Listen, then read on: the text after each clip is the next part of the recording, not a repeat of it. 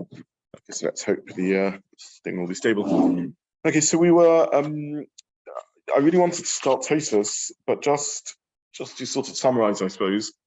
Unlike the other Rishonim, Tosfos discusses other Gemaras. Other Rishonim also do, but Tosfos just discusses the Gemara of Kuf Yud Gimel Amud Aleph, which is this Kli Kiyura, the weaver's kelim, and the Shraga de Mishcha, the oil lamp. Tosfos doesn't really ask about.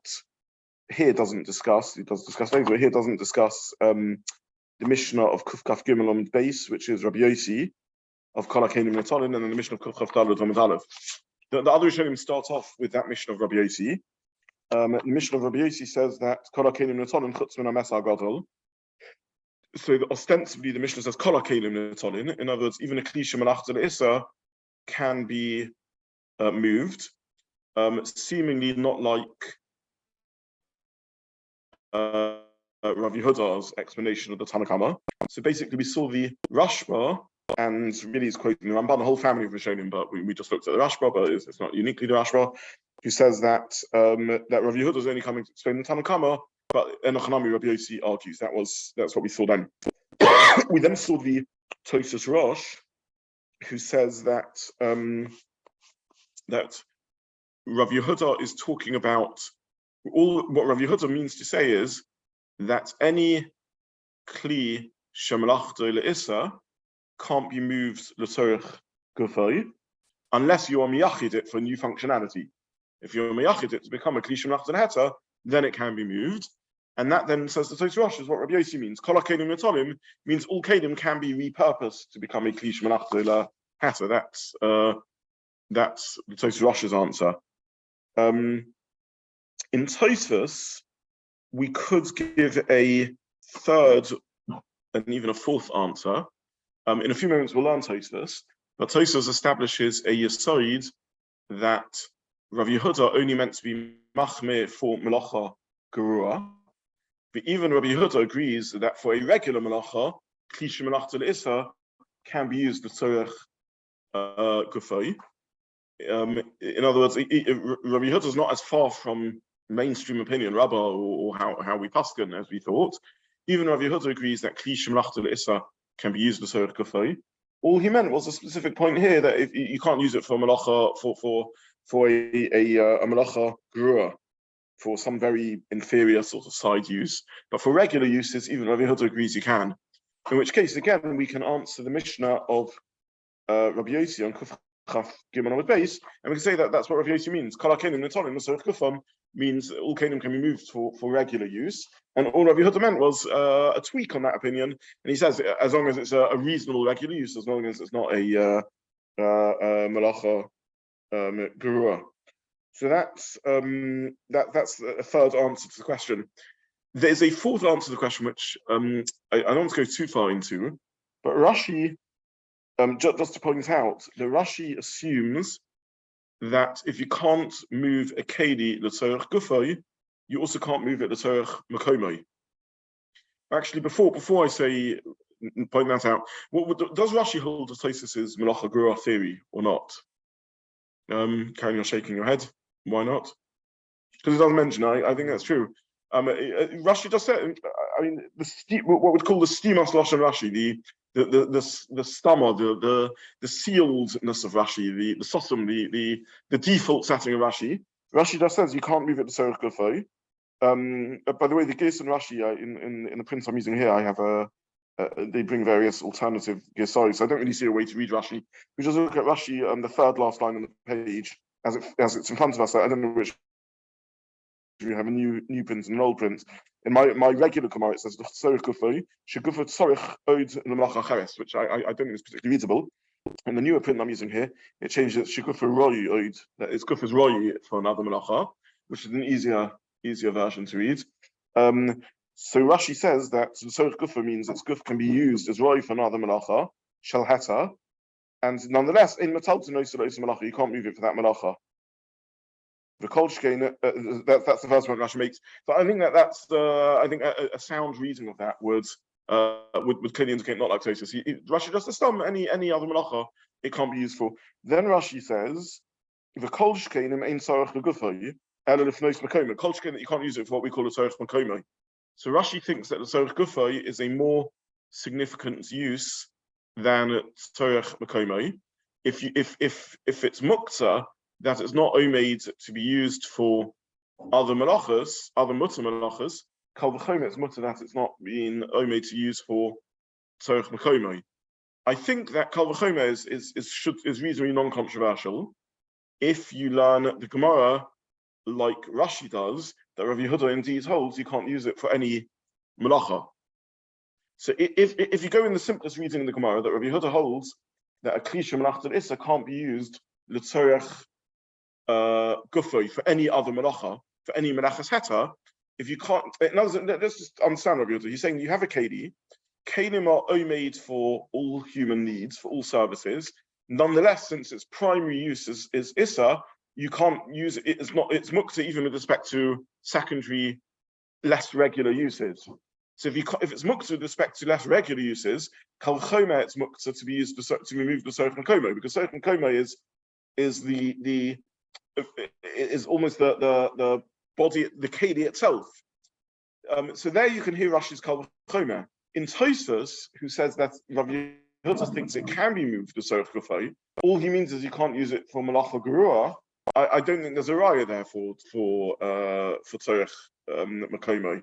So just pointing out that in Tosfos at least we would have at least two explanations of what Rabbi Zobin would mean when Rabbi Zobin makes a statement of kol hakelim netolim chutz min ha'masmet, etc. When he says kol hakelim netolim, he would mean all kelim are mutter, even a kli shemelachto LeIssur, l'chora would be mutter l'tzarich gufay, other than melachot chaburah, and the tzarich makomah, because there's no reason to assume the tzarich makomah not. Rashi brought in the tzarich makomah not, because Rashi held that even a tzarich gufay, not for melachot chaburah, was in places you don't have Adam, you're wincing a little bit at this far.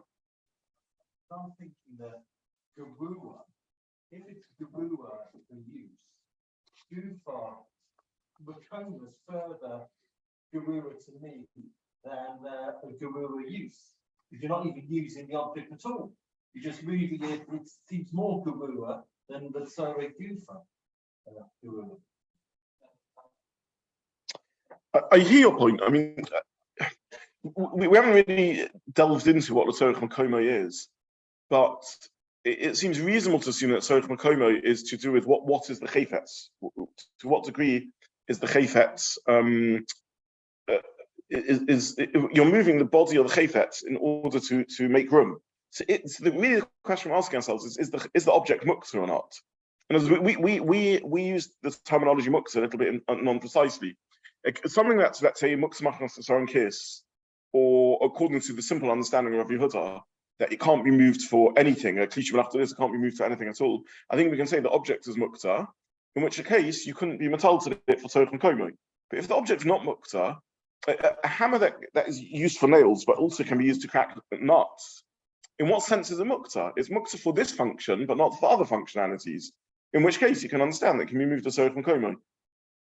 And as a Keli is a sum totality of functionalities, it's true that certain, many of its functionalities, it's Muktza with respect to those.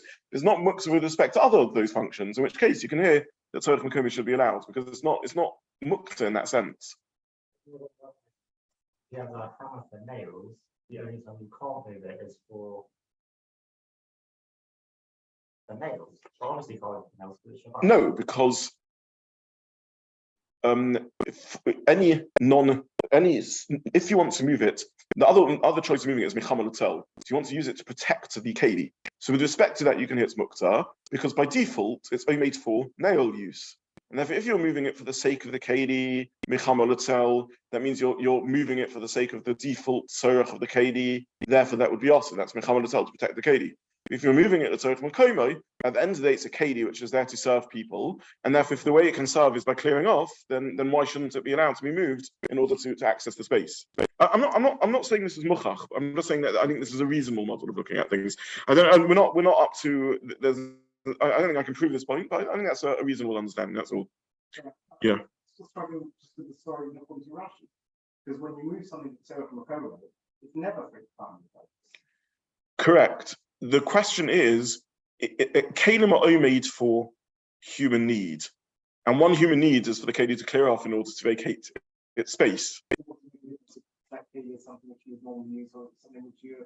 Because if Rav Yehuda holds that Kli Shemelachto LeIssur is removed from human needs, human domain on Shabbos, because it can't even be used for a mutter use, then Rashi says Kal V'chomer, it should be also for Tzorech Makomo, because it's if it's not only made for use, Kal V'chomer, it's not only made for non-use, for just clearing it out of the way.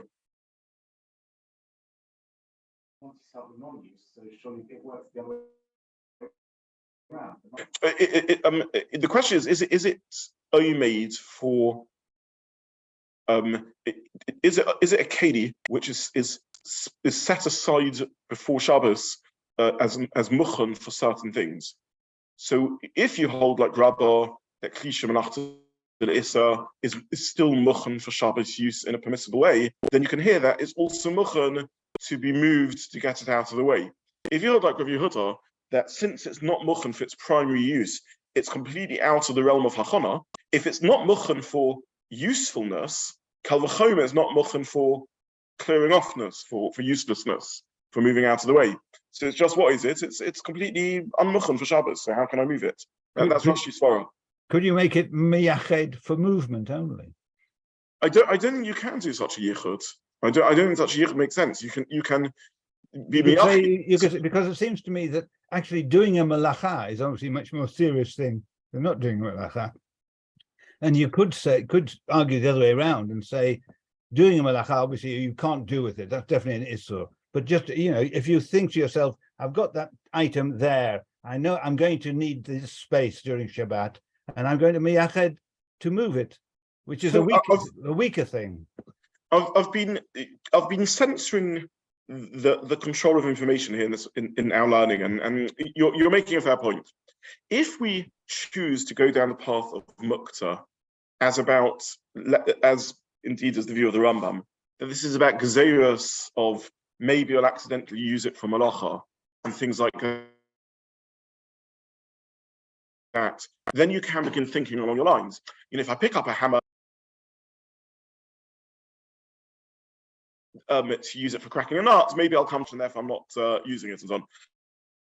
I'm asking us to forget any of these gezerah types for us, and instead approach the whole sugya as conceptually thinking about kelim and to what degree their functionality and to what degree they're muchen and omed for use. If that's how we're learning Masechet Shabbat, if that's how we're learning these sugyas, then we're what we need to think is what's really going on here between Rabbah and Rav Yehuda. Rabbah is saying, since it's a Keli, it's a Keli. It's true it's not muchen for issa use, but it is muchen for heta use. And Rav Yehuda says it's not muchen because it's not its primary use is not something that you can use it for on Shabbos, and therefore the whole Keli is not muchen for Shabbos use.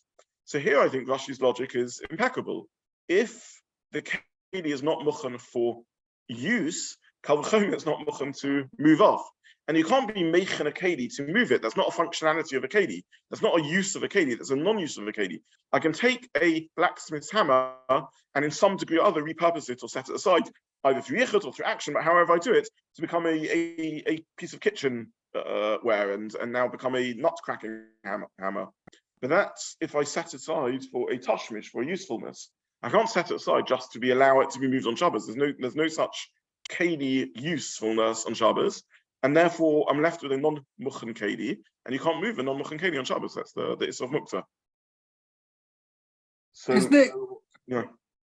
it clear from the Gemara, because we looked at the Gemara on 123b, which had the machlokus between Rabba and Rava about what serich and non-serich means.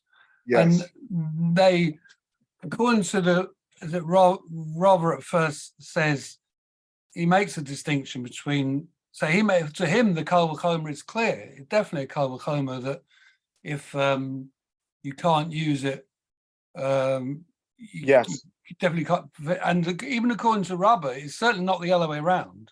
I think that is 100% correct. I didn't want to go into that because we haven't really seen the Gemara there, though the Rishonim here do allude to that svara also.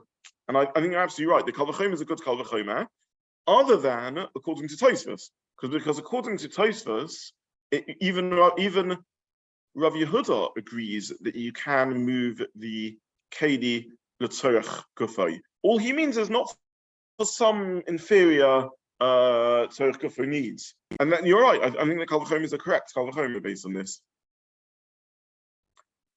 Okay, so that's sort of the first point I wanted to make. That I think that Rashi min hastam disagrees with Tosfos. I don't think that's a controversial point.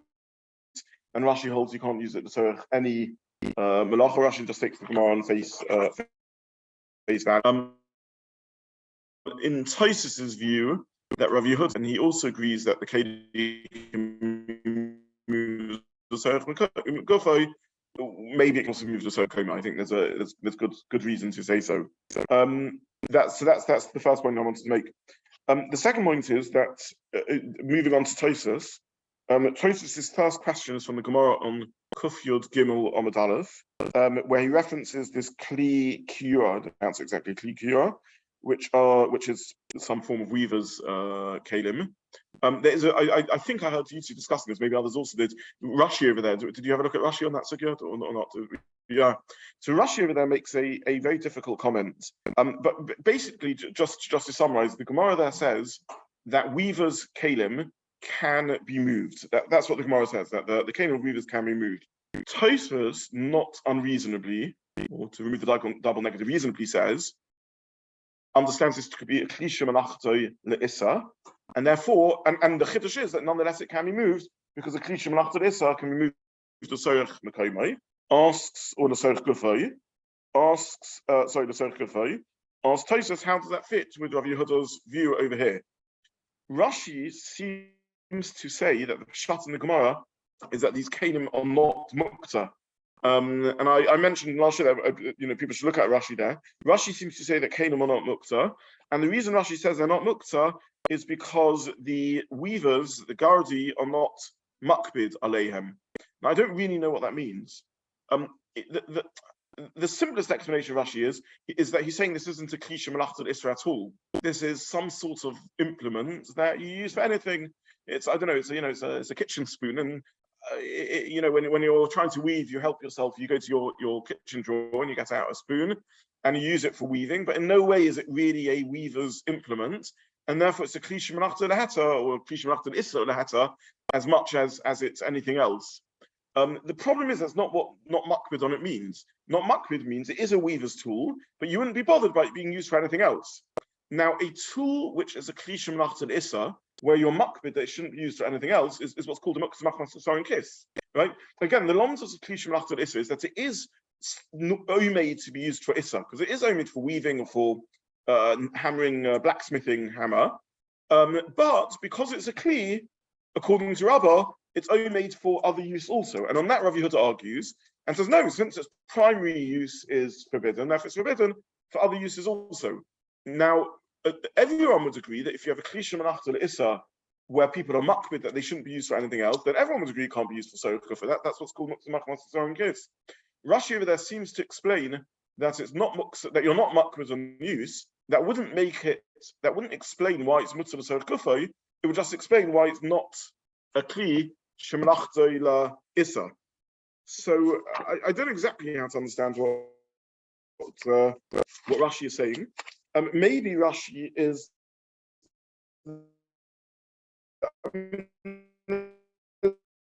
There's two ways. Now, if it wasn't, Rashi carries on and says, "V'lo have a Kli Shemelachto LeIssur." Rashi, we could have understood Rashi to be saying the following: L'chora, these weavers' tools are Kli Shemelachto LeIssur, and l'chora they're Muktza kiss because people are makbid. So how can the Gemara say it's mutter? Answers Rashi, it's not chesaron kiss, and therefore it goes back to being a regular Kli Shemelachto LeIssur, and therefore it can move the tzorech gufay. Rashi doesn't. Rashi goes further and says it's not a Kli Shemelachto LeIssur at all. So it's unclear why not makbid makes it not a Kli Shemelachto LeIssur. Rabbi Zobin basically asked this in his Gillian. But either way, Rashi, for some reason or other, learns that this is so unmakbid that it's even less than a Kli Shemelachto LeIssur. It's like such an unspecialized tool that it's not really dedicated for weaving at all. And it happens to be they're using, the the kitchen cutlery for weaving, but there's no hakbod, no dedication here at all, and therefore it's not even a Keli Shemelachto LeIssur. That's what Rashi says. All I would add therefore is that according to Rashi, the whole of Tosafos' question doesn't begin. Tosafos asked the question, how can Rav Yehuda say that a Keli Shemelachto LeIssur is Muktza l'Sorech Gufay? Rashi's answer is that this isn't a Keli Shemelachto LeIssur, therefore there's nothing to talk about. Again, not unreasonably, Tosafos didn't understand Rashi, and Tosafos assumed that the weavers Kanim are Keli Shemelachto LeIssur. But if it's not Keli Shemelachto LeIssur, then it's not Keli Shemelachto LeIssur, and then there's nothing to talk about. Then we understand why Yehuda says it's mutter. So that's all I really wanted to bring out from Rashi. It's a difficult Rashi, but it circumvents the whole challenge of Tosafos because it's not a Keli Shemelachto LeIssur. The second point, that's reasonable. Yeah. The second point I wanted to make in Tosafos is that.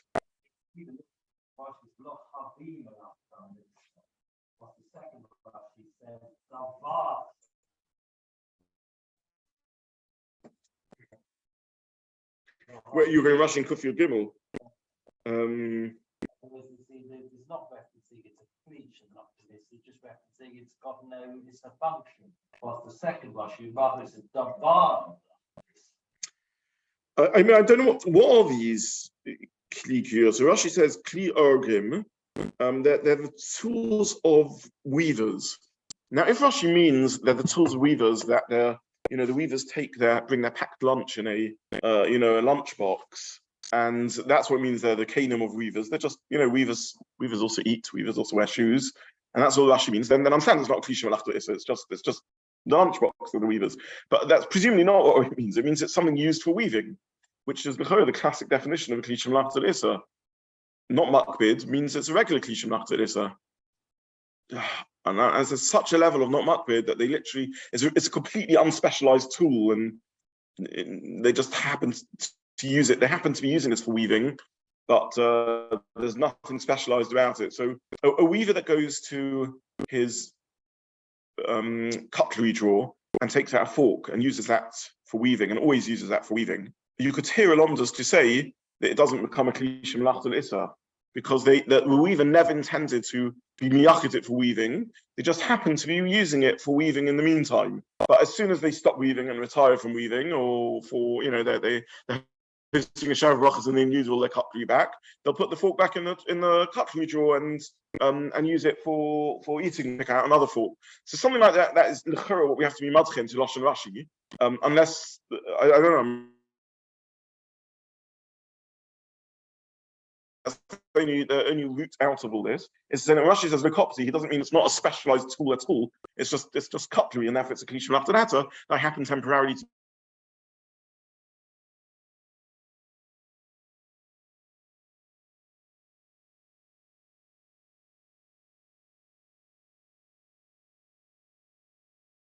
seems to have frozen.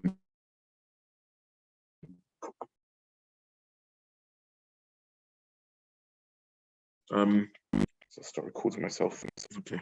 Don't know why the internet's playing up again. Harry, can you hear me, or Paul? Can anyone hear me? It keeps freezing. Right. Okay, so that's the so just to summarize, Rashi seems to be saying, Rashi says lokopti, which in normal translation means it's not chassan kiss, but it is a Keli Shemelachto LeIssur. The best speculation we can say is that Rashi is literally lokopti, that it's just it's got no specialized function at all, and it's just the kitchen fork that you're using. The final chaburah I want to make in the time available is just to point the Ritva. We saw already in the Rashba, and really, as I said, it's the Rashba, the Ram, the Ritva, that whole family of Rishonim all say that Rav Yehuda only meant to say his comments in the Tanakama, but he agrees that Rav Yossi argues. In which case, we have another way of circumventing Tosafos' question. Tosafos asks the question: how can Rav Yehuda say it's a Keli Shemelachto that this weaver's tools on Muktza l'Sorech Gufam? Here he says that they're also l'Sorech Gufam. The answer could be that here he's going in the Tanakama, and there he's going in Rav Yossi, and that's how he paskins. So that would be a way of dealing with the issue. Now the Ritva indeed says that. He says that all Rav Yehuda meant to say. We saw already the Rashba and it's really the Ramban and so on. You say that Rav Yehuda argues on that even Rav Yehuda would concede that Rabbi Yossi agrees that Kli Shemelachto is Mutter l'Sod Kufam. That's the Mishnah Kuf Chaf Gimel Amud Beis, and all he was saying was in the Tanakama. So the Ritva says we can now answer the Shiur of Rav Yehuda in the case of the weaver's tools in Kuf Yud Gimel Amud Aleph. The weaver's tools is going in Rabbi Yossi, and that's how he paskins. The Ritva then asks on that, if that's how he paskins, why did he ever learn the Tanakama like that? Why did he invent a machlokas over here? Just go like Rabbah and say that even the Tanakama agrees that Kli Shemelachto LeIssur is Mutter l'Sod Kufay. And he answers because Rav Yehuda, that's how Rav Yehuda read the Mishnah. In other words, he read the Mishnah as a machlokas. The Tanakama says one thing, and Rabbi Yossi argues on it. So, in other words, let's just go back to basics. Rabbah learns the Mishnah that the Tanakama is saying that Kli Shemelachto LeIssur is Mutter l'Sod Kufay. In which case, the Tanakama is the same as Rabbi Yossi. Rabbah is an easier reading of the Mishnah. There's no doubt about it. It avoids you having to say that you're miyachid things and using them out of purpose and everything else. Easy reading. What would motivate Rav Yehuda to say differently to that? Either the simplest answer is because he believes that the more glut svara is to say that Kli Shemelachto LeIssur is osa, and therefore he prefers to align the Tanakama with what he thinks is better halachic reasoning, that Kli Shemelachto LeIssur is osa l'tzorech kafay. So if that's the motive of Rav Yehuda, you can't explain in Kuf Yud Gimel that he's going like Rabbi Yossi, because he holds Rabbi Yossi as the less ideal, the less reasonable stance in the Tanaim, and he holds that the Tanakama is the more reasonable stance in the Tanaim. So that would be. But if you want to answer that Rabbi Yehuda and Kuf Yud Gimel Amud Aleph is going like Rabbi Yossi, then that means that actually his halachic intuition is telling him, his Pesach in Halacha is telling him that Kli Shemelachto LeIssur is Mutter l'Sorech Mekayma l'Sorech Kufay. So why did he ever distort? Why did he squeeze the Tanakama into arguing with that? Why make machlokas? On that, the Ritva answers because he held that the language of the Mishnah is mashma. There's an argument between the Tanakh and Rabbi Yossi. So to put this differently, we now got to the root of what the machlokas of Rabbi Yehuda and Rabbah is really about. Rabbi Yehuda forces the Tanakama into a slightly less reasonable reading of the Tanakama, as Rabbah points out, and he does it for one of two reasons. Either because he held there should be such a halachic position, because this is the better halachic position, or because he held that the Mishnah is mashma that Rabbi Yossi argues in the Tanakh, and therefore he had to adopt this stance. So the Gemara never finishes off the other way around. The Gemara brings us Rabbah's critique of Rabbi Yehuda that the sefer ends up being very forced. It never tells us why Rabbi Yehuda nonetheless says his stance, and the answer would be either because he held that Rabbi Yossi sounds like Rabbi Yossi argues, or because he held this is the more glut halachic position to adopt. So let's just finish in the minutes available. Just a quick look at the Ritva, which I printed on page 2 in the handout, source 5, the second paragraph. The kashali is difficult to me. The ashkachon, the amaperik edu kasharim, kliku amatoyin taltel, and then he brings the shrak of the mishcha shari taltel. So he asks both places his questions. That's the first two lines of the second paragraph in the Ritva. And if we jump to the third last line in the Ritva, he says inami. Second answer. The Hoch Rabbi Yehuda divrei Tanakama mafarish. All Rabbi Yehuda is doing is explaining the Tanakama. Aval ihu Rabbi Yossi. He himself holds like Rabbi Yossi. Or Katana de Maslisin, the common and like the Mishnah on Kuf Chaf Gimel on base. Shetira afilu Kli Shemelachto LeIssur l'Sorech Kufay afilu l'Sorech Mekayma Kedama Rav and a common Mishmaitzin. Then he says, "V'im Toma or Madzuch Kid Rabbi Yehuda." In that case, what forced Rabbi Yehuda to fruish the Svarah that's Tanakama to look Hilchasa? To explain the Tanakama Shalok Halacha, Yeshloma. He answers, given the Tani Sefer Rabbi Yehuda Yemekala came in the Tanakh Tzmin Amasa Kotel, Mash related to the Tanakama Asa. Since the Sefer Rabbi Yossi argues that implies to him that the Tanakama held it was Asa, and as he held that the mission, the flow of the Mishnayos sounds like there's Machlokas Tanakama and Rabbi Yossi, and that's what pushed Rabbi Yehuda into his stance. So again, that's just from the Ritva. Okay, so we'll stop here for today, and Mitzvah Hashem carry on Sunday. There's a Mishnah in between the two Mishnayos. No, I mean the division of Mishnayos is not always so clear cut. But no, he holds it's all one Mishnah. He holds it's all one flow. Yeah, the top of Kuf Kaf Gimel on the base. Yeah, he holds it's all one. Yeah, that's what we were told. Yeah.